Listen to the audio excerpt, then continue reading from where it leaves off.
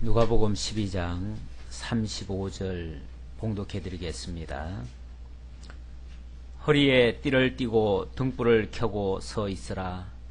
너희는 마치 그 주인이 혼인집에서 돌아와 문을 두드리며 곧 열어주려고 기다리는 사람과 같이 되라. 주인이 와서 깨어있는 것을 보면 그 종들은 복이 있으리로다.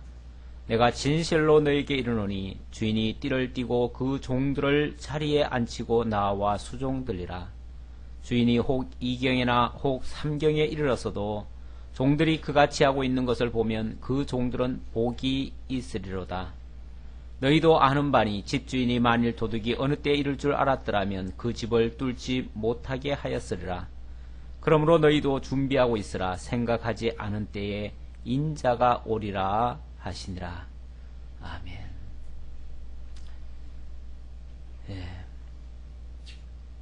생각하고 있지 않은 때에 인자가 오리라. 오늘 말씀은 바로 이 인자가 오실 것을 기억하고 기다리는 자가 참으로 복된 자이다 라고 말씀하시는 그런 내용이 되겠습니다. 지금 우리가 누가복음을 통해서 예수가 하나님의 나라와 그의 의를 이루실 그리스도이심을 증거받고 있습니다. 9장까지 구속사역을 통해서 하나님의 의를 드러내셨고요. 10장부터는 하나님의 나라를 증거하고 계십니다. 이를 위해서 70인의 전도인을 보내어 하나님의 나라가 임하였음을 선포하게 하셨고, 11장에서는 하나님 나라의 백성들이 구할 기도와 그 나라에 합당한 자와 합당치 못한 자를 구분해 주셨습니다. 그리고 12장에 와가지고는 거짓과 위선으로 가득 찬 종교 지도자들이 올바른 길을 걷고자 하는 제자들, 바로 의인들을 핍박할 것이라고 하는 그러한 말씀을 알려주시면서 그 당사자가 되는 제자들을 앉혀놓고 그들에게 위로와 격려를 하시는 내용이 소개되고 있습니다. 그 격려 내용 가운데 첫 번째는 세상에 지금 너희들 육체를 해하려고 하는 많은 사람들이 있지만은, 그 권세자들이 있지만은 그들을 두려워하지 말아라. 정말 우리가 두려워할 대상은 육과 영을 모조리 다 멸하실 수 있는 하나님만을 두려워해야지, 하나님 외에 이 세상 그 어떤 권세자도 우리가 두려워할 대상이 아니다 라는 사실을 먼저 알려주셨습니다. 그리고 오로지 세상 것만 탐내고 관심을 갖고 있는 민초들에게 탐심을 물리치라고 교훈을 해주셨습니다. 사람들의 관심사가 온통 이 땅에 머물러 있습니다. 그러니까 제자들을 향해서는 너희들은 이 땅에 속한 자가 아니라 이 땅은 잠시 다녀갈 뿐이고 영원한 그의 나라가 너희들에게 준비되어 있으니 그 나라를 기다리고 그 나라를 준비하고 있어라. 이 나라의 것은 다 탐심을 버려라. 이런 식으로 말씀을 하셨습니다. 그리고 세 번째 위로의 말씀은 너무 먹고 입고 마시는 거, 그런 거에 염려하지 말고 오직 그의 나라와 그의 의를 구하라, 그의 나라를 구하라고 이제 그렇게 강조를 했죠. 그러면서 그 나라 안에 너희들이 필요한 모든 것이 함께 더하여 있다, 이렇게 말씀을 해주셨습니다. 거기까지 지난주까지 말씀을 드렸어요. 세 번째까지를 말씀을 드렸고, 오늘 네 번째 교훈의 말씀인데요, 제자들을 향해서 네 번째 주시는 위로와 격려의 말씀이라고 할 수 있는데요, 이번에 네 번째 주시는 말씀은 바로 그 나라를 구하는 자세, 그 나라를 구하는 자의 자세를 말씀하고 있습니다. 어떤 자세로 그 나라를 구할 것인가, 그 나라에 합당한 자는 어떤 마음의 준비를 갖고 있어야 되는가 라고 하시는 말씀이 되겠습니다.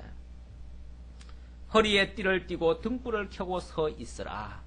이것이 그 나라를 기다리는 자의 자세입니다. 물론 이것은 한 예입니다. 예인데 그 당시에 결혼식 풍경을 이야기하는 것입니다. 그 당시 사람들은 요즘은 뭐 결혼식도 다 약식으로 하죠. 약식으로 해가지고 양가가 서로 그냥 합의해가지고 어느 한 제3의 장소에 가가지고 한번 예식 치르고 끝납니다. 그리고 자기들끼리 그냥 어디 여행 가버리고 이렇게 이제 다 끝나요. 그러는데 옛날엔 그러지 않았지요. 옛날에는 시집을 원래는 장가를 가지요. 장가를 갔다가 그 다음에 신부를 데리고 시집을 오지요. 예, 그러니까 장가는 간다 그러고 시집은 온다 그래요. 예, 그러는데 그러니까 먼저 장가를 가가지고 그러니까 그 신부 쪽 집으로 가는 거죠. 가가지고 신부 쪽 집에 가서 결혼식을 합니다. 그리고 그것도 뭐 하루 뭐 잠깐 하는 게 아니고요. 하루 종일 하는 거죠. 종일 하고 그리고 결혼식이 다 끝나고 나면 그제서야 신부를 데리고 집으로 데리고 오는 겁니다. 그러면 이제 완전히 시집을 와서 이제 여기 와서 사는 거죠. 그러는데 가기는 갔지만은 주인이 이제 언제 올지 모르잖아요. 그러니까 집에 그 하인된 입장에서는 어떻게 해야 됩니까? 반드시 온다. 오니까 어떻게 해요? 만반의 준비를 갖춰놓고 언제 어느 때 오더라도 밤늦게 오더라도 언제라도 맞을 준비를 해야 되는 거죠. 언제라도 기다리고 있어야 되고 언제라도 만반의 준비를 갖추고 있어야 되는 거죠. 그게 종의 자세입니다. 주인을 기다리는 종의 자세. 그런 것처럼 너희도 그 나라에 합당한 백성이라면 그 나라에 살 자라면은 당연히 그 나라를 기다리고 있어야 된다. 그 나라가 언제 임하는지는 몰라요. 솔직히 그 나라가 분명히 임하는 건 사실인데 그 나라가 언제 어느 때 임하는지 그거는 아무도 모릅니다. 주님이 언제 오실는지 누가 알아요? 물론 우리가 막연하기보다도 예수님이 말씀하신 게 있으니까 대략 어느 때쯤에 오실 것이다. 그러기 전에 어떤 징조가 있을 것이다. 그러기 전에는 예를 들어서 복음이 땅끝까지 전파돼야 될 것이고 유대인들이 돌아와야 될 것이고 이게 이제 우리가 표면적으로 나타나는 그런 어떤 하나의 징조죠. 징조인데 사실 그 징조도 그래요. 정확하게 복음이 땅끝까지 전파돼야 된다고 하지만은 그럼 예루살렘까지 복음이 전파 안 됐는가? 따지고 보면 예루살렘에 복음이 벌써 들어갔어요. 사실은 들어가서 지금 예루살렘에도 선교 활동을 무진장이 많이 하고 있어요. 물론 그 중에 많은 사람들이 아직 안 돌아와 있으니까 우리가 생각할 때는 아직은 좀 더 있을 것이다 라고 생각하고 있지만 예수님이 하나님이 생각하고 있는 그 기준과 우리 기준이 조금 다를 수도 있어요. 그렇잖아요? 우리가 어떻게 정확히 알아요? 이미 복음이 땅끝에 전파되면 주님 오신다고 했는데 가만히 보면은 복음이 벌써 중동 지역까지 많이 갔어요. 몰래 가죠. 물론 지금은 표면적으로 다는 아니지만 몰래 가서 엄청나게 전하고 있고요. 지금도 보니까 우리도 물론 중국 가서 복음 전하지만 중국 사람들이요 중동에 들어가서 목숨 내걸고 그렇게 전하고 있어요. 얼마 전에도 소식을 들으니까 거기에 뭐 20몇 명이 중동에서 복음 전하다가 잡혀가지고 사형 기다리고 있다 그러더라고요. 그 사람들은 중국 사람들은 죽음 무서워서 하지 않고 그냥 죽음을 각오하고 거기서 전하고 있어요. 어쩌면 우리보다 더 적극적이에요. 우리는 뭐 한번 그런 일이 있으면 난리 나잖아요. 난리 나고 막 그냥 전국이 다 떠들썩 가잖아요. 그런데 중국에는 워낙 사람도 많다 보니까 웬만큼 죽어가지고는 별로 뉴스거리도 아니에요. 거기는 그냥 그래도 그냥 그렇게 전하고 있는 거예요. 어쩌면 우리는 물론 중국에 가서 전하지만 중국 사람들은 중동 가서 지금 열심히 전하고 있어요. 그러니까 알게 모르게 벌써 복음이 땅끝까지 갔다고도 볼 수 있어요. 요즘 뭐 희한한 현상들이 많이 일어나고 있다고 그래요. 무슨 뭐 갑자기 새들이 뭐 몇천 마리가 하늘에서 갑자기 뚝 떨어져서 죽었고 그것도 한 군데도 아니고 여러 군데서 그랬다고 그래요. 또 물고기가 막 갑자기 많이 죽고 뭐 희한한 현상들이 많이 일어난다고 그래요. 예. 이런 것들도 어떻게 보면 하나의 징조일 수도 있고요. 옛날에 그랬어요. 옛날에는 옛날 그 주석책에 보면 이스라엘이 독립을 하면 주님이 곧 가까운 날이 될 것이다 라고 예언을 했는데 지금 우리 시대 때 보면 어때요? 이스라엘 독립해버렸잖아요. 했으니까 그게 이제 무화과 꽃이 피는 그런 이제 시절이라고 보니까 왜냐면 무화과가 이 이스라엘을 상징하거든요. 근데 그 전까지만 해도 1948년도 이전까지만 해도 이스라엘이라고 하는 나라는 지구상에 없었단 말이에요. 없었는데 그 나라가 지금 회복이 됐어요. 어쨌든 회복이 됐고 그 나라에 지금은 뭐 이스라엘이 그냥 전 세계로 이름을 떨치고 있잖아요. 그러니까 거기 지금 꽃이 피고 있는 거예요. 무궁화 꽃이 피고, 무궁화가 아니고 그게 뭐예요? 무화과 꽃이 피고 있는 거예요. 예. 무화과 꽃이 지금 활짝 피고 있는 중이에요. 거기도 지금. 물론 우리가 보는 시각은 좀 다르죠. 우리는 복음으로 꽃이 피어야 되는데 거기는 지금 나라가 지금 꽃이 피고 있는 거죠. 그러니까 시각은 조금 달라가지고 아직 우리가 아닐 수도 있다라고도 짐작은 하지만 그러나 솔직히 언제 어느 때 예수님이 오실는지 모르는 거예요. 옛날에는 이 세상이 변하려면 몇백 년이 지나가고 막 1000년이 지나가야 이제 세상이 조금 변했다. 이 정도로 얘기를 했어요. 근데 지금은요, 하루가 달라요, 하루가. 1년만 지나고 나면요, 세상이 어떻게 변했는지 잘 모를 정도가 돼버려요. 어떤 곳은 없던 지도가 새로 생기고, 없던 땅이 새로 만들어지고, 막 이런 것이 허다해요. 이런 세상에서 옛날처럼 그렇게 안일하게 아직 멀었다. 이렇게 생각하는 것은 매우 바람직하지 않은 생각이에요. 그리고 언제 어느 때 오더라도 우리는 사실은 항상 맞을 준비가 돼 있어야 되는 거예요, 원칙은. 그렇죠? 만약에 그렇게 준비가 돼 있다면 막말로 오늘 저녁에 주님 오신다고 해도 상관이 없는 것이고 언제 와도 상관이 없는 것이고 설령 내가 사는 동안에 안 온다 할지라도 내가 만약에 죽었다고 칩시다. 죽으면은 그때가 어느 날입니까? 그때가 주님 만난 날이에요. 그러니까 그때 주님을 영접하는 거예요. 내가 준비되어 있으면은 그때 영접해도 늦은 것도 아니고 딱 맞는 거죠. 너무 일찍 준비한 것도 아니에요. 제대로 준비한 거예요. 그런데 주님 오시기 아직 멀었어. 지금은 우리가 주님 준비할 때가 아니라 지금은 열심히 돈 벌 때야. 이렇게 생각하고 있다면 어느 날 알지 못하는 시간에 만나게 되어지면 솔직히 자기 생명도 어떻게 될지 모르잖아요. 내가 지금 오늘 살아있다고 해서 산 게 아니에요. 어떤 경우에는 전혀 알지 못하는 시간에 전혀 알지 못하는 사고로 일을 당할 수도 있는 거예요. 그렇게 되어지면 순식간에 주님을 못 만나는 결과가 될 수도 있다고 말이에요. 만약에 나중에 미뤄놨다면 그렇게 되면 결과적으로는 예비치 못한 종의 자세가 된다.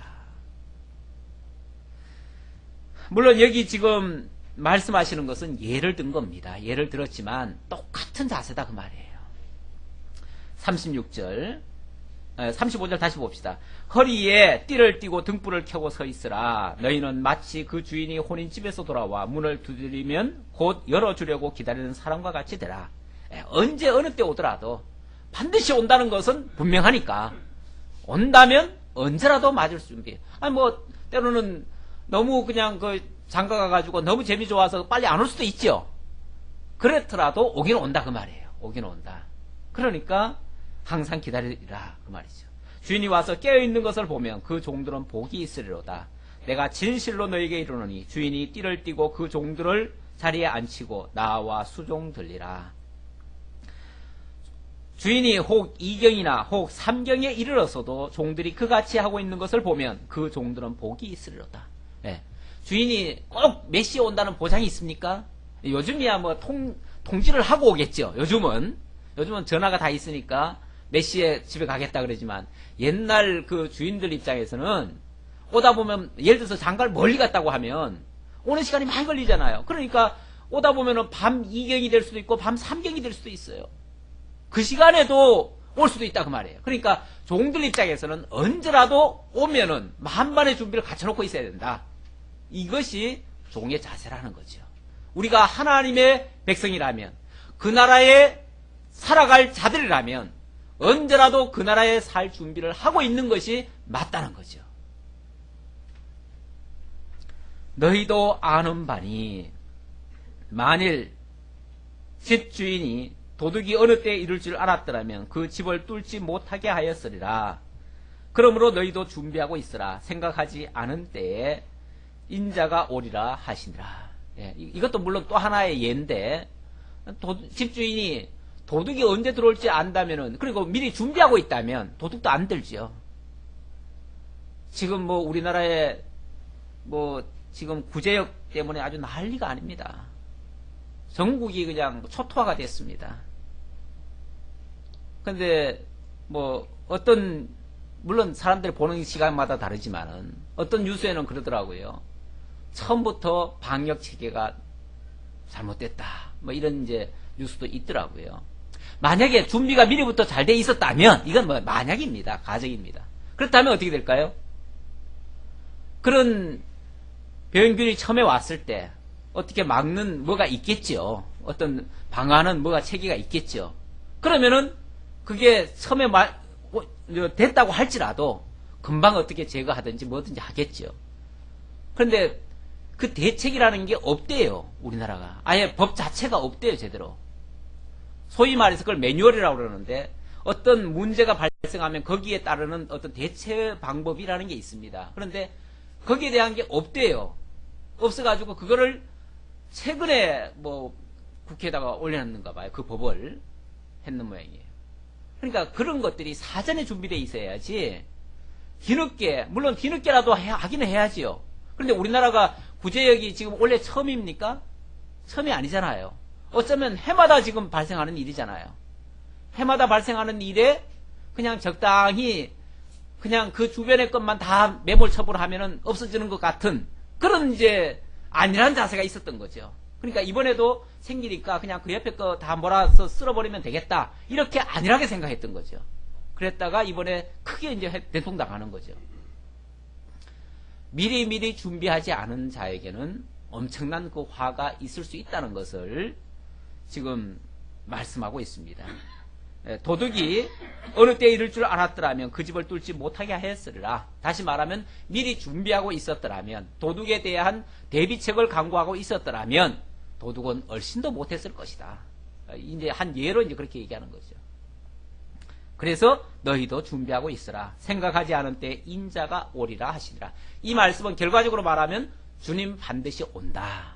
나 반드시 올게. 다시 올게. 그 말이에요. 그러니까 기다려라. 그리고 그렇게 기다리는 자는 현실적으로 아무리 어렵더라도 뭐 할 수 있어요? 참을 수가 있는 거죠. 인내할 수 있는 거죠. 결국 인내하라고 하는, 내가 다시 올 때까지 너희들이 아무리 핍박을 당하고 어려움을 겪더라도 내가 반드시 다시 와서 너희들을 위로할 거니까 걱정하지 말고, 두려워하지 말고, 세상과 타협하지 말고, 세상만 붙들지 말고 나만 기다리고 있어라. 결국 주님 기다리고 있으라고 하는 그러한 위로의 말씀입니다. 이것이 이제 네 번째 주시는 교훈의 말씀이고요. 자, 이렇게 말씀했더니 41절로 48절 여기서 베드로가 질문을 합니다. 도대체 예수님이 지금 무슨 영문으로 이 말씀을 하시는가? 이게 도대체 우리한테 해당되는 말씀인가? 아니면 아까 뭐 청지기 비유를 했으니까 그 사람들한테 하는 소린가?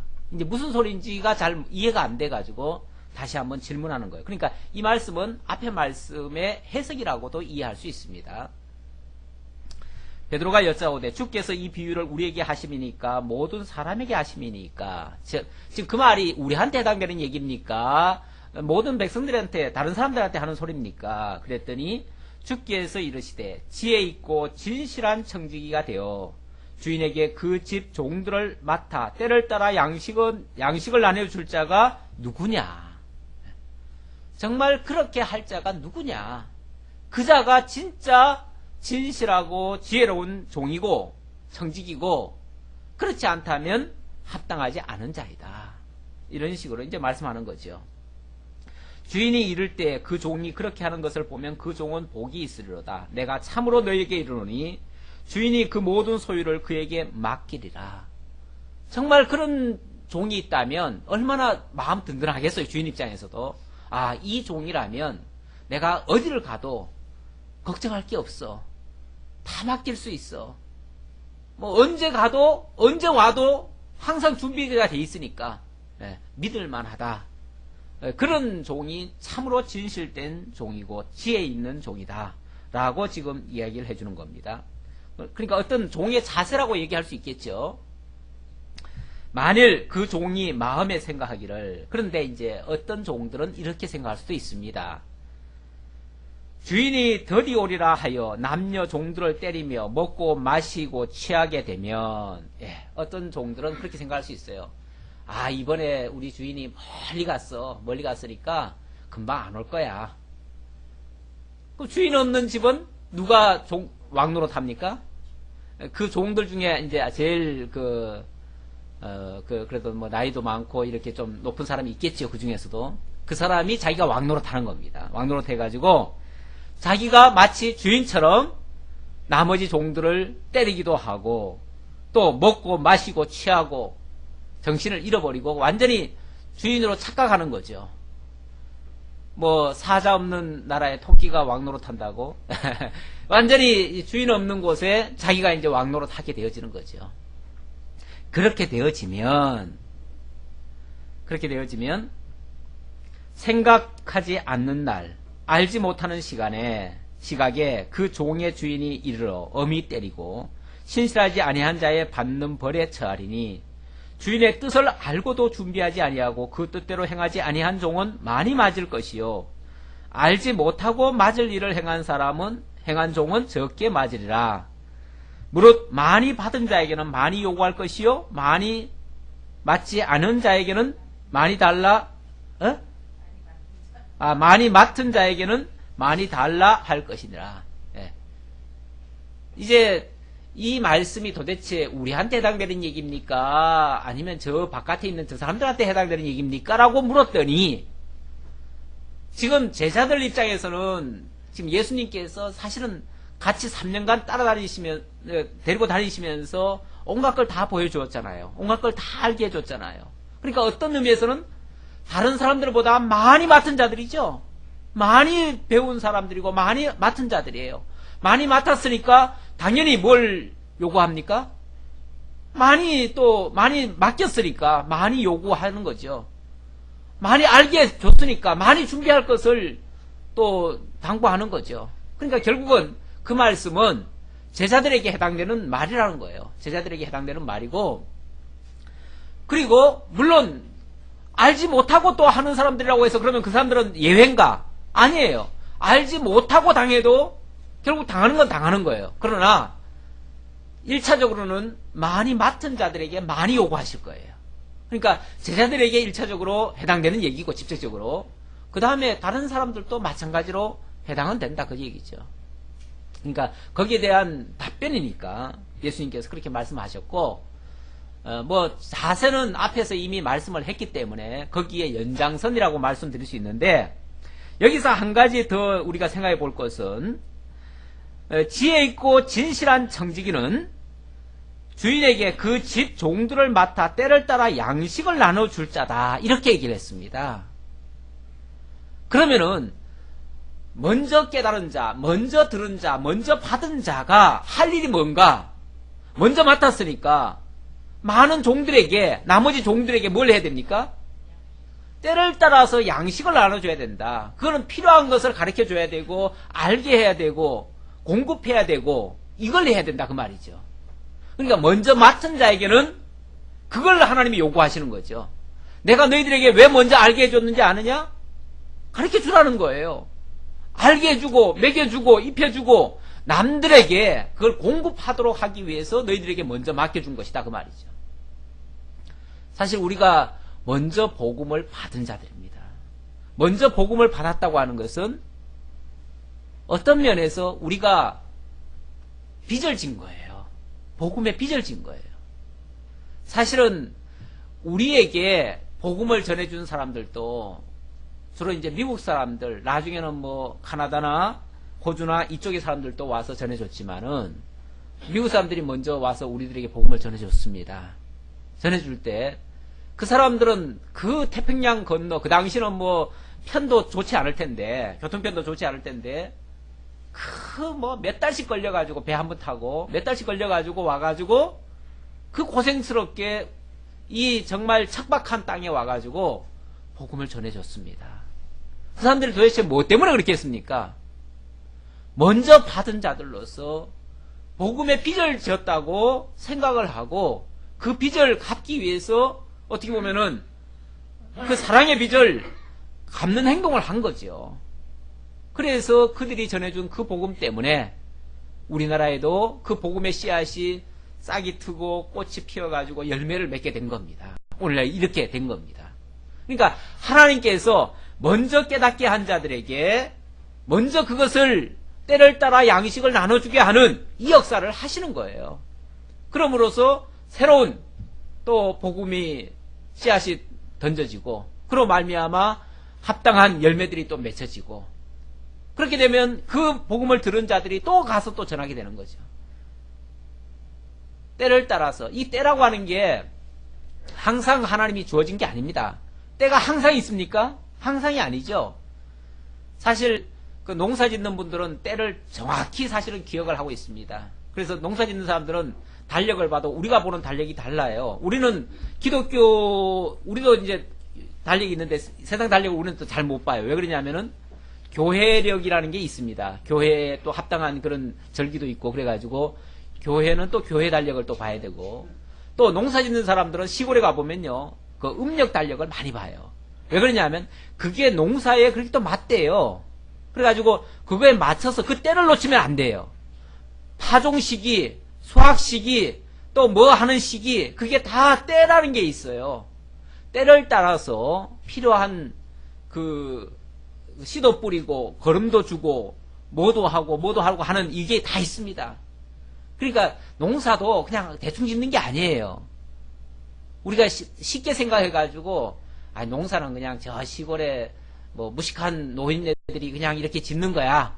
아무렇게나 지으면 돼. 이렇게 생각하지만 그게 아니에요. 농업도 과학입니다. 그 과학적 데이터가 다 있어요. 그게 이제 뭐 달력 같은 데다 보면 다 기록이 돼 있어요. 그래가지고 필요한 시기에 적당한 때에 맞춰서 다 해야 되는 겁니다. 때를 따라서 양식을 나눠준다는 거 매우 소중한 일이에요. 복음의 때도 마찬가지입니다. 우리에게 복음이 들려진 때도 그게 맞춰서 왔고요. 그래서 우리가 지금 복음을 듣고 구원을 얻게 됐고요. 우리가 복음을 전하는 것도 마찬가지입니다. 때를 따라서 전하는 것이지 아무 때나 전하는 게 아니에요. 우리가 전하고 싶어도 전해질 수가 없어요. 누가 들어야 전하지요. 그렇잖아요. 들어야 전하지요. 그런데 들으려고 할 때가 있어요. 들으려고 할 때에는 그 때를 놓치지 말고 우리가 또 전해야 되는 거죠. 그러니까 이 때와 시기를 분별하고 그 시기에 알맞게 내게 주어진 힘을 다해서 그 맡겨진 일에 충성을 다한다면 그것이 하나님 보시기에는 가장 착하고 충성된 종이고 적은 것 가지고 큰 일을 한 종이고 신실하고 진실한 지혜 있는 청지기가 된다는 거죠. 그런 것을 지금 제자들에게 요구하는 말씀입니다. 바로 너희들에게 그런 역할을 맡겼다. 그러니 너희들은 그런 청지기로서 그런 자세를 가지고 늘 준비하고 있어야 된다. 이렇게 지금 교훈하시는 말씀입니다. 자, 그 다음 49절로 53절에서는 다섯 번째 교훈 또 위로의 말씀이라고도 볼 수 있는데 이후부터는 화평이 사라지고 가족 간에도 분쟁할 것이라고 예고해 주시는 어떻게 보면 좀 안 좋은 이야기죠. 그렇죠? 특히 가족 간에는 뭐 해야 돼요? 화목하고 평화가 이루어져야 되고 누가 뭐래도 가정의 평화는 내가 지켜야죠. 그렇죠? 그런데 이 복음이 들어오면서부터 뭐가 올 수가 있다고요? 가족 간에 분쟁이 일어날 수 있다는 거예요. 이걸 지금 예고합니다. 어떻게 보면 제자들에게 물론 지금 하시는 말씀이니까 제자들에게도 현실을 직시하라는 거예요. 그렇잖아요? 막연하게 가족의 화평을 지켜야 돼.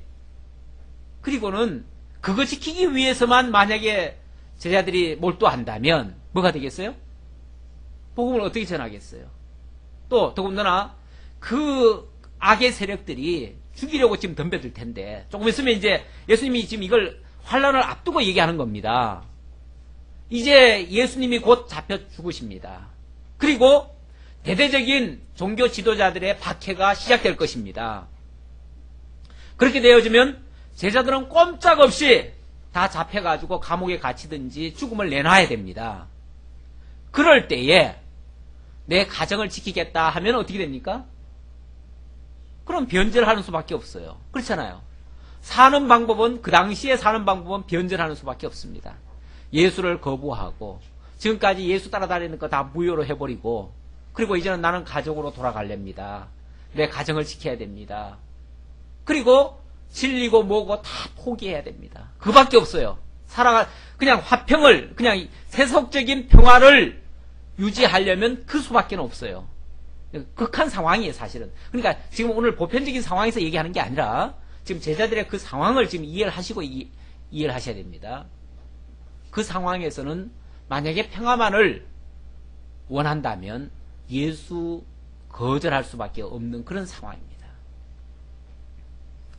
그런데 49절 보니까 내가 불을 땅에 던지러 왔노니 이 불이 이미 붙었으면 내가 무엇을 원하리요? 예수님이 이 땅에 불 던지러 왔대요. 사실 불을 던진다는 것은 뭐죠? 다 불살라 버리겠다는 얘기인데 기존의 질서를 다 파괴한다는 얘기 아니겠어요? 기존의 모든 있던 것이 다 사그라진다는 얘기 아니겠어요? 사실 불이라는 게 모든 걸 다 소멸하는 기능을 가지고 있는데 모든 제약된 요소들, 기존에 가지고 있던 질서들 어떻게 보면 다 파괴되어 줄 수도 있는 그런 위력을 가지고 있어요. 나는 받을 세례가 있으니 그것이 이루어지기까지 나의 답답함이 어떠하겠느냐. 또 한편으로는 뭐라고 말씀하셨냐면 나는 받을 세례가 있다. 앞에는 불을 던지러 왔다. 나는 받을 세례가 있다. 세례라고 하는 말도요. 원래 세례라고 하는 말은 뭐 문자 그대로 말하면은 죽고 사는 걸 얘기하는 거예요. 세례라고 하는 건 죽음을 전제하고 하는 말이에요. 죽음이에요, 죽음. 결국 내가 받을 세례가 있다는 말은 내가 죽으러 왔다 그 소리예요. 죽으러 왔는데 결국 불을 던져놓고 당신은 죽어야 돼요. 그렇죠?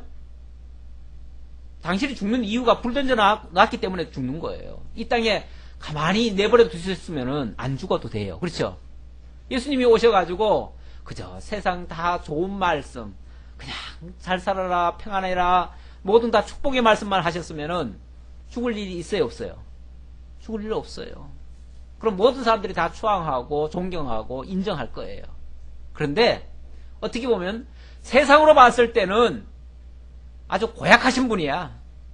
그분이 오셔가지고 기존의 종교 지도자들의 모든 비리를 다 들춰내시고 모든 불의함을 다 끄집어내시고 모든 죄악된 요소들을 다 뒤집어 놓으셨어요. 그리고는 회개하라.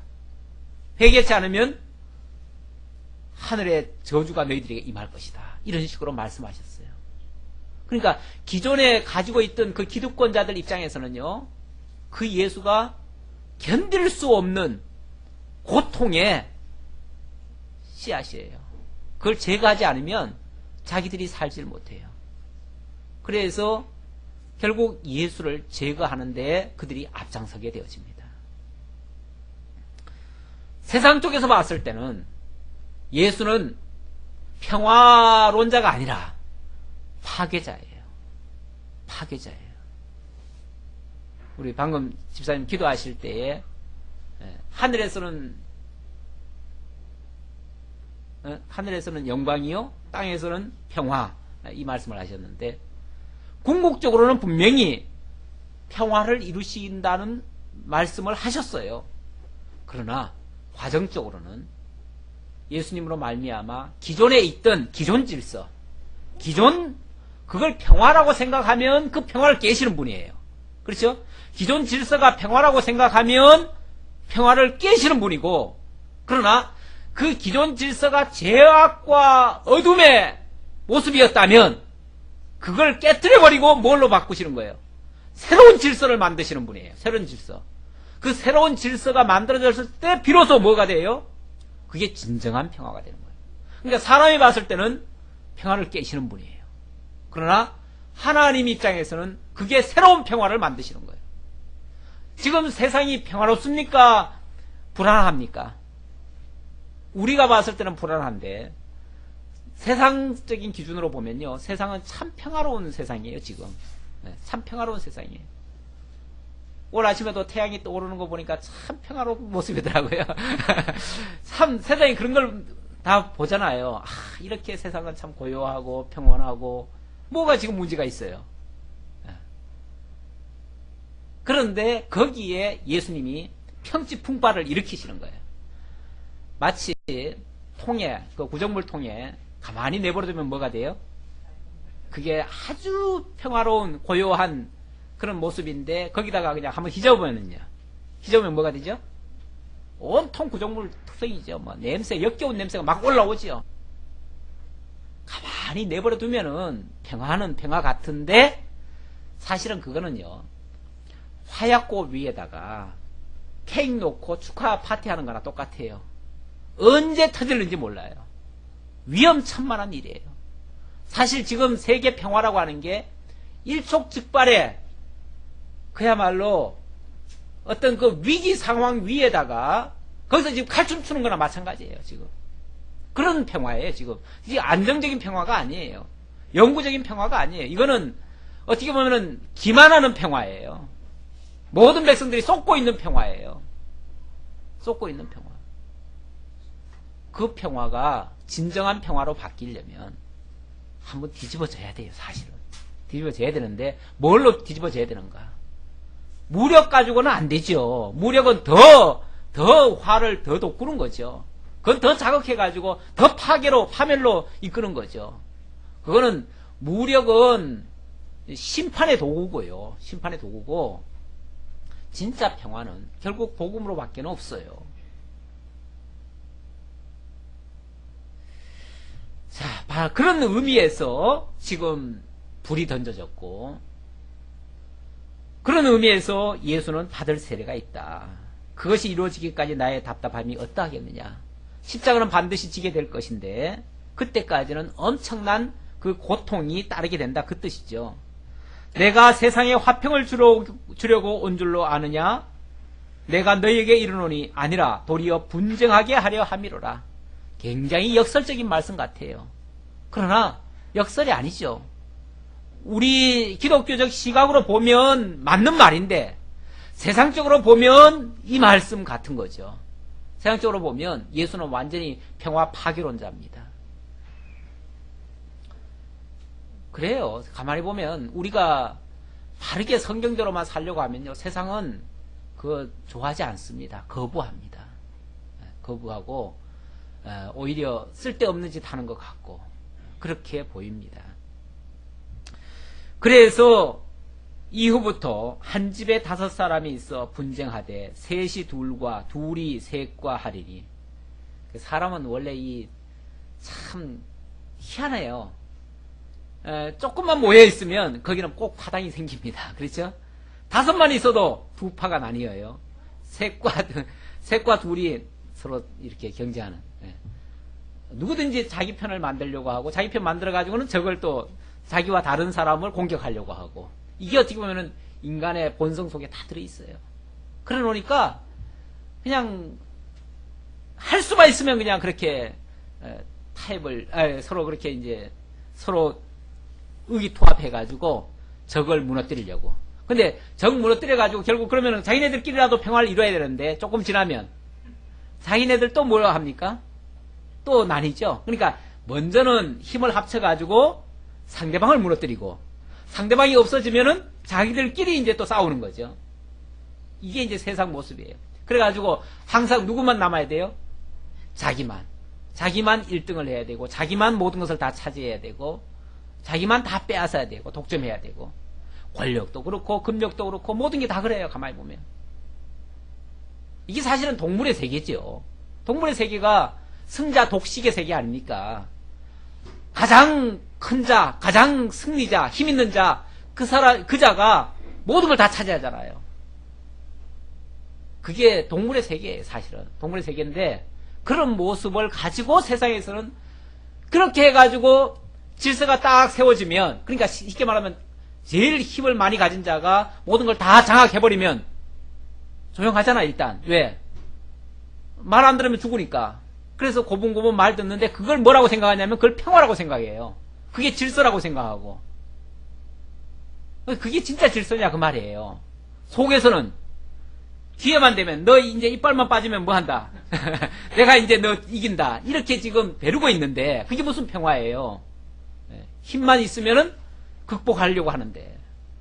그러니까 이거는 그래서 아까 하얗고 위에다가 케이크 놓고 지금 파티하는 거나 똑같다는 거죠. 위험한 불장난이죠. 위험한 불장난이 계속되고 있죠.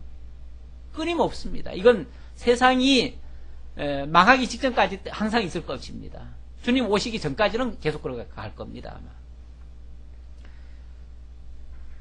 하나님의 나라가 궁극적으로 하나님의 나라가 이루어지기 전까지는 이 현상은 계속 일어날 것 같아요. 그래서 아버지가 아들과 아들이 아버지와 어머니가 딸과 딸이 어머니와 시어머니가 며느리와 며느리가 시어머니와 분쟁하리라 하시니라. 참 아마 실감하시는 분들도 꽤 있을 거예요. 종종 보면은 부부간에도 때로는 의견이 안 맞고, 또 아버지와 아들 관계는 원래 참 절친한 관계인데 그런 경우도 그렇게 안 맞을 수도 있고, 이게 사실은 복음이 없을 때는 오히려 그게 또 서로 이해관계가 맞아떨어지니까 될 수가 있어요. 그런데 복음이 들어온 다음부터 이 복음이라고 하는 게요, 빛과 어둠을 가릅니다. 이 복음의 특징이 그래요. 그래서 복음이 없을 때는 어부렁더부렁입니다. 좋은 게 좋은 거고, 왜 안 믿는 사람들은 그러잖아요. 안 믿는 사람들은 서로 같이 죄를 지어도 술 한잔 먹으면서 같이 똑같은 동질감을 느끼니까 다 이해하고 그냥 넘어가요. 다 덮어주고. 그런데 예수 믿는 사람들은요, 이 진리를 가지고 있는 사람, 특히 진리를 가지고 있는 사람들은 어떠합니까? 그런 게 잘 용납이 안 되잖아요. 옳고 그름이 분별이 돼버리니까 더 충돌이 일어나요, 사실은. 그래서 우리 정말 하나님을 제대로 깨닫고 사시는 분들이 어떤 면에서 세상 살기는 조금 불편할 수가 있어요. 그런 것들 때문에 자꾸만 부딪혀가지고 그럴 수 있는데, 물론 그렇다고 맨날 싸우고는 살 수가 없는 거죠. 또 바울이 또 그런 말을 한 적이 있어요. 그들과 그러면 아예 사귀지도 말고 그들과 모든 거 같이 하지도 말고 그러려면은 뭐 하라고요? 세상 밖으로 나가야 할지니라, 이런 말씀도 하신 적이 있어요. 그러니까 우리가 그렇다고 세상을 완전히 등지고 살 수는 없어요. 또 세상에 사는 한 그들과 같이 어울려 살 수밖에 없는데, 그런데 이 진리 부분은 우리가 또 양보할 수가 없는 부분 아닙니까? 그러다 보니까 이게 갈등이라는 게 상존합니다. 그런 면에서는 예수님이 평안을 주신 분이 아니고, 그런 면에서만큼은 불질러 오신 분이에요. 우리들 사이에 불질러 가지고 결국은 복음으로 정복하게 만드셔요.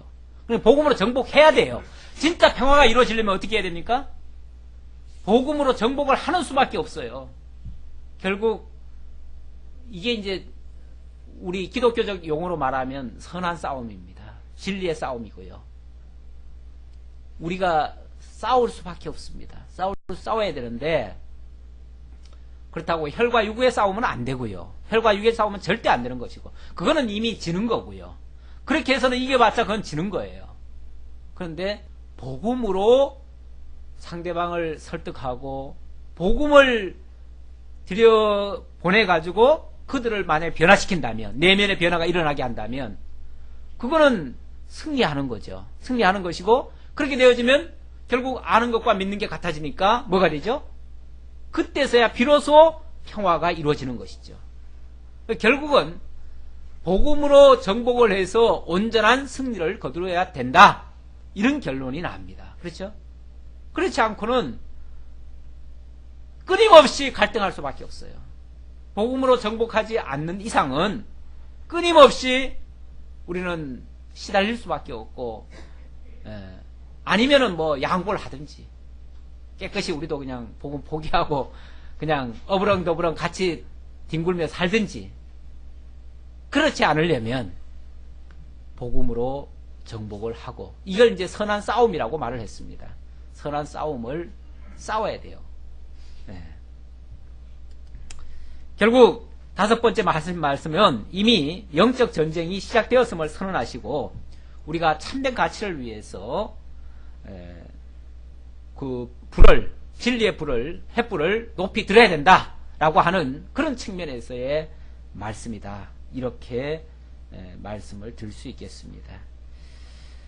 54절로부터 15장까지는 이제 그 대상이 조금 전까지는 제자들한테 하신 말씀이었는데 그 대상을 백성들에게까지 이제 확대해 가지고 하시는 말씀입니다. 역시 내용은 하나님의 나라에 관한 이야기고요. 그 하나님 나라 증거를 이제부터는 백성들에게 하시는데 35절 13장 35절까지 그러니까 12장 54절부터 13장 35절까지는 많은 다수의 무리들에게 증거하고요. 14장부터 15장까지는 소수의 지도자들에게 증거하시는 내용입니다. 결국 예수님이 제자들에게만 전하고 끝내는 것이 아니라 다른 백성들한테도 전해야죠. 전해야 되고 하나님 나라가 임하였음을 그들이 믿든지 말든지. 솔직히 믿고 안 믿고는요, 우리의 권한이 아닙니다. 우리는 입술이 있는 한 전할 입장이고요. 그것을 믿고 안 믿고는 성령의 강권적인 역사가 있으면 믿게 될 것이고 그렇지 않으면 못 믿어요. 그러니까 우리가 억지로는 할 수 없습니다. 다만 우리가 할 수 있는 최선의 것은 주어진 거 전하는, 입술이 있으니까 전할 수는 있잖아요. 전하는 것까지는 하고 그 이후의 것은 하나님께 맡기는 겁니다. 자, 54절로 무리들에게 증거하시는 내용인데, 일단 무리들이 얼마나 참 미련한지 시대를 분별하지 못해요. 시대를 분별하지 못하니까 그 시대를 분별하지 못하는 무리들을 향해서 책망하시는 내용을 잠깐 소개하고 있습니다. 또 무리들에게 이르시되 너희가 구름이 서쪽에서 이는 것을 보면 곧 말하기를 소나기가 오리라 하나니 과연 그러하고. 참 세상 사람들도 지혜가 참 많아요. 과학도 엄청 발달했고요. 문명이 얼마나 발전했는지 몰라요. 어떤 면에서는 예수 믿는 사람들보다도 더 많이 발전시켰어요. 안 믿는 사람들이. 왜? 그 사람들은 그 과학이라고 하는 것이 전부인 것이냐 생각해가지고 거기에다가 힘을 다 쏟거든요. 또 하나님이 일반 은총은 믿는 자든 믿지 않는 자든 다 주셨어요. 일반 은총은. 마치 태양이 믿는 사람 믿지 않는 사람 구별하지 않았듯이 비가 믿는 집 논과 믿지 않는 집 논에 똑같이 물을 주시듯이 하나님께서는 일반 은총을 안 믿는 사람들에게 많이 주셨어요. 그러다 보니까 그 사람들도요, 척하면 웬만한 거 다 알아요. 하늘 이렇게 쳐다보고 오늘 비 오겠다, 오늘 눈 오겠다, 오늘은 날씨가 참 좋겠다, 이 정도는 대략 구분한다 그 말이에요. 그 정도로 아는 사람들이 뭐는 몰라요? 예수님에 대해서는 몰라. 성경은 분별할 줄 알면서 시대는 분별할 줄 몰라요. 시대를 분별하지 못한다는 것은 세상 돌아가는 걸 보면서 하나님의 역사를 모른다는 거죠. 사실 세상 돌아가는 것이요, 우연히 돌아가는 건 아무것도 없습니다. 조금만 우리가 성경을 알면 성경과 굉장히 밀접한 관계가 있어가지고 돌아가고 있습니다. 우연이 없어요. 우연이 없고요. 하나님의 그 큰 역사 섭리 속에 있는 한 부분들이에요. 지금까지 역사가 그래 왔어요. 지금까지 역사가 하나님의 뜻을 이루는데 다 쓰임받은 역사들이에요. 그래서 우리가 구약 성경들 보면 그 되어진 모든 역사들, 예수님의 말씀대로, 하나님의 말씀대로 되어지지 않은 것들이 없어요. 우리가 그걸 보면서 세상 역사, 이 세상의 모든 나라와 모든 것을 주관하시는 분이 하나님이시구나 라는 것을 우리가 고백하지 않을 수가 없어요. 그런 것처럼 지금 세상 돌아가는 것도 우연한 게 아닙니다. 어떤 지도자가 뭐 정치를 잘하고 또 어떤 지도자가 정치를 잘못하고, 이것도 크게 보면, 물론 작게 보면 그 사람이 잘못됐다 뭐 이렇게 얘기할 수 있지만, 크게 보면 하나님이 이 시대를 지금 그렇게 지금 풀어가시는 거예요. 이 시대를 지금 그렇게 역사해가지고 당신의 뜻을, 이 시대에 맞는 당신의 뜻을 지금 이루어 가시는 거예요. 그러니까 우리가 크게 생각해보면 불만할 건 없어요, 사실은. 그렇죠? 현상적으로 보면 당장 누가 뭐 잘했니 못했니 이럴 수 있지만, 좀 크게 생각해보면 결국 그게 하나님의 뜻대로 되고 있는 거예요. 문제는 그걸 제대로 파악을 하고 그 시대를 분별하고 거기에 우리가 어떤 자세로서 임해야 될 것인가를 이걸 이제 우리가 생각을 해야 되는데 그게 이제 시대를 분별하는 자의 모습인데 세상에 많은 사람들이 있지만은 그걸 제대로 분별하는 사람들이 없다는 거죠. 제대로 파악 자체부터 못하고요. 현재는. 예. 지금 세상이 왜 이렇게 돌아가는지를 몰라요. 왜 이렇게 돌아가는지를 몰라. 그리고 어떤 사람에게만 표적을 자꾸 준다고요. 그것도 참 지혜롭지 못한 모습이고 제대로 세상도 파악해야 되거니와 이 시대를 지금 운행해 가시는 하나님을 지금 기억을 해야 돼요. 그때가 바로 가장 지혜로운 생각이에요. 그걸 지금 얘기하는 거죠. 그런데 많은 무리들은 지금 그걸 모르고 있다 그 말이에요. 남풍이 부는 곳을 보면 말하기를 심히 더우리라 하나니 과연 그러하니라. 맞아요. 그거 참 똑똑해요. 웬만한 사람들 다 알고 있어요. 요즘은 뭐 과학이 얼마나 발달했는지 뭐 인공위성에서 다 보고 다 쏘고 있으니까. 그런데 희한하죠. 옛날에는 대충 그냥 신경통 가지고도 다 알아맞힌 것들이 요즘은 신경통 가지고는 못 알아맞혀요. 왜? 너무 시시각각으로 그냥 지역적으로 달리 막 역사가 일어나니까. 그러니까 하나님이요, 어떤 의미에서는 좀 숨기시는 것 같아요. 그렇죠? 모든 걸 다 알아버리면 너무 자고하니까 하나님이 그냥 한치 앞을 못 내다보도록 좀 숨기시는 것 같아요. 그래가지고 좀 겸손하도록, 자고하지 못하도록 좀 그러시는 것 같은데 그것도 제대로 깨닫지를 못해요.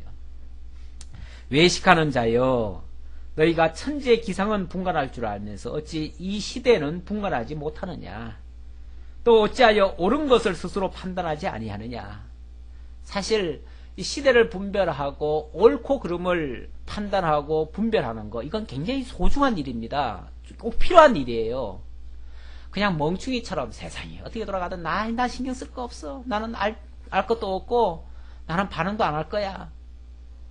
뭐 그렇게 살면 그냥 어부렁더부렁 한 세상 살아요. 사는 건 맞는데 그 시대를 향하신 하나님의 뜻은 발견을 못해요. 그게 이제 좀 안타까움이죠.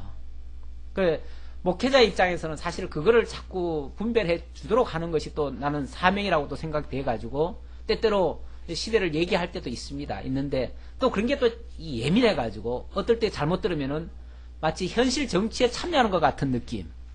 그렇죠? 말을 좀 조금만 잘못하면 그렇게 들립니다. 내가 마치 어떤 현 시대 정치 상황에 내가 좌우되는 사람인 것처럼 거기에 관련돼 가지고 어떤 편을 드는 것처럼 이렇게 또 비춰질 수가 있기 때문에 이건 굉장히 또 내가 주의할 부분인데 그런 오해하지 마시라고 제가 말씀을 드리는 겁니다. 나는 어느 편도 들 수도 없고요. 어느 편이 될 수도 없고요. 내가 그럴 이유도 없잖아요. 네, 그런 이유도 없어요. 누가 뭐 가끔 내가 무슨 얘기를 하면은 내가 무슨 약간 좀 자경화된 사람 아닌가 이렇게 생각하는 사람도 있어요. 예. 근데 제 신분상으로 보시면 저 경상북도 안동 사람입니다. 그러니까 참 답답해서 하는 소리인데 그렇잖아요. 예. 아주 양반 중에 양반들이 살고 있는 곳이에요. 말하자면 굉장히 보수적인 집안의 사람입니다. 우리 할아버지도 진짜 뭐 그런 일을 하셨고요. 또 우리 우때로 보면요, 정부에 국방부 장관도 있었어요. 우리 고모부가 국방부 장관 하시던 분이에요. 그러면은 그야말로 애국자 집안입니다. 한마디로 말하면. 왜 제가 이런 얘기를 하냐면 편식돼서 이해하지 마시라 그 말이에요. 편향돼서 이해하지 마시라고 말해요. 내가 어떤 인간적인, 내가 개인적인 어떤 사상에 의해서 지금 어떤 말을 하는 사람이 아닙니다. 옳고 그름을 가지고 얘기하는 것이고 성경에 맞춰서, 성경에 비춰서 지금 뭐가 지금 옳은가 그런가는 내가 분별을 해 드려야 되겠기에 내가 드리는 말씀이다 그 말이에요. 그런 차원에서 말하는 거지. 그렇다고 무슨 뭐 내가 정부를 대항하거나 그런 것도 절대 말하지 않습니다. 그런 거는 옳다고 생각하지 않습니다. 행동으로 하는 것은 옳은 게 아닙니다. 오히려 옳고 그름을 바르게 분별하는 것은 꼭 필요한 일인데 어떤 사회를 구원하기 위해서 뭐 운동을 한다든지 이런 것은 바람직하지 않습니다. 왜냐하면 우리는 사회주의 운동가들이 아니니까요. 예, 지금 여기도 어찌하여 옳은 것을 스스로 판단하지 아니하느냐 그랬는데, 옳고 그런 거는 판단해야 됩니다. 분별해야 됩니다. 그래서 옳은 건 옳다 하고 그런 건 그러다 하고 그 말은 해줘야 됩니다. 그렇잖아요? 그 말은 해줘야죠. 그 말조차도 안 해버리면은 벙어리 개가 되는 거죠. 벙어리 개가 되는 거죠. 내가 너를 고발하는 자와 함께 법관에게 갈 때 길에서 하야하기를 힘쓰라. 그가 너를 재판장에게 끌어가고 재판장이 너를 옥졸에게 넘겨주어 옥졸이 옥에 가둘까 염려하라. 내게 이르노니 한 푼이라도 남김이 없이 갚지 아니하고서는 결코 거기서 나오지 못하리라 하시니라. 예, 한 홀이라도 남김없이 갚지 아니하면 결단코 감옥에서 나오지 못한다. 이건 이제 한 예를 드는 거죠. 죄수가 있는데 죄수가 죄 때문에 법관에 잡혀갑니다. 잡혀가면 그 죄를 다 갚기 전에는 못 나오는 거 아니겠어요? 이게 이제 상식이에요. 통상적인 얘기예요. 그런데 만약에 그것을 미리 자기가 잡혀갈 걸 알았다면 미리 뭘 해야 하면 됩니까? 미리 하야하면 돼요. 미리 쉽게 말하면 그 회개하고 그 잘못을 뉘우치고 뭐 스스로 고백을 하든지 뭘 하든지, 이건 이제 세상적으로 말하는 거예요. 그러니까 상대방이 나를 끌고 법관에 갖다 맡겨가지고 그 죄를 다 까발리기 전에 뭐 하면 돼요? 내가 먼저 나 이런 죄 지었소, 내가 잘못했소 하고서 하야를 신청하고 이렇게 하면 되지 않겠느냐 그 말이죠. 이거 예를 드는 건데 무슨 뜻으로 이 얘기를 했는가? 이걸 또 문자적으로 이해해가지고 홀이라도 죄가 남아있으면 천국 가기를 포기해라 이런 식으로 또 알아들으면 곤란하죠. 네. 여기 지금 하야하라는 것은 사실은 미리 우리가 죄인인 줄을 깨닫고 결국 하야하는 방법이 뭐냐면 예수 믿는 거예요. 예수 영접하는 일이에요. 예수께서 회개하라 천국에 가까웠느니라, 제1성이 그 말씀이죠. 예수님이 이 땅에 오셔서 제1성 외친 말씀이 회개하라 천국이 가까웠느니라 이 말이에요. 그 말은 뭐냐면 이제 예수가 왔다 그 말이에요. 하나님의 나라로 예수가 왔다. 그러니까 예수께로 돌이켜라. 그것이 유일하게 그 나라에 갈 수 있는 방법이다. 만약에 그렇지 않고 회개치 않는다면 홀이라도 남김없이 몽땅 다 제거돼야만이 그 나라에 합당한데 그럴 수는 없잖아요. 그건 불가능이잖아요. 불가능이니까 결국 예수 영접하라는 얘기예요. 지금 이 말씀도 그 얘기예요. 이걸 문자적으로 이해를 해가지고 우리가 죄를 깨끗이 다 씻어내야 된다 해가지고 뭘로 씻어냅니까? 양재물로 씻어냅니까? 뭘로 씻어내요? 모두 어떤 것도 씻어낼 수가 없는 거죠. 그렇게 문자적으로 이해를 해버리면 구원받을 사람 한 사람도 없습니다. 그런데 이 말씀은 이제 하나님의 나라가 준비되어 있고 그 나라로 예수님이 오셨고 이제 그 나라가 곧 이루어질 거니까 그 이 나라가 이루어지기 전에 너희들 뭐하라? 다 회개하고 예수 영접하라. 예수께로 돌아와라. 그 얘기입니다. 그렇지 않은 자는 그 나라에 합당치 않다. 또 이걸 또 거꾸로 이해해가지고 우리가 죄를 다 씻어내야만 그 나라에 들어갈 수 있다. 이렇게 말하는 것도 이건 행위론자가 돼가지고 그것 역시도 합당치 않은 겁니다. 오늘 여기까지 보도록 하죠. 기도하겠습니다. 아버지 하나님 감사합니다. 우리에게 하나님의 나라가 얼마나 소중한 나라인지, 얼마나 존귀한 나라인지 다시 한번 일깨워 주시고 그 나라로 오신 예수께서 반드시 다시 오실 것도 약속해 주셨습니다. 그 나라를 기다리는 우리들로서 마땅히 늘 깨어있는 자세, 늘 이 복음의 진리를 가지고 세상을 향해서 던지는, 예수님이 불을 던지러 온 것처럼 세상을 향해서 이 복음을 뿌리고 던지고 또 그 복음으로 말미암아 영적 전쟁이 일어났다는 것도 다시 한번 또 알게 해주셨습니다. 우리가 이 복음을 전할 때 여러 가지 어려움이 또 동반될 수도 있습니다. 저항하는 세력들이 많습니다. 거부하는 세력들이 많습니다. 그러나 복음은 반드시 뿌려지게 되어 있고 그리고 그 복음의 능력은 반드시 승리하게 되어 있습니다. 뿌려지는 곳곳마다 싹이 나고 꽃이 피고 열매가 맺을 줄 저희들 확신합니다. 믿음으로 모든 것을 승리할 수 있도록 인도해 주옵소서. 우리들 자신은 너무나 연약하고 부족한 존재들이었지만 그러나 말씀의 능력이 이 모든 것을 가능케 하리라 저희들을 믿으면서 묵묵히 저희들에게 주어진 일들 그리고 시대를 분별하며 살아갈 수 있는 저희들 다 되도록 인도해 주옵소서. 지금 이 시대야말로 정말 우리에게 맡겨진 이 소중한 일 감당하기에 아주 적합한 시기인 줄을 저희들 알고 있습니다. 시기를 놓치지 않도록 주님께서 함께 해 주옵소서. 오늘도 베풀으시는 은혜 감사합니다.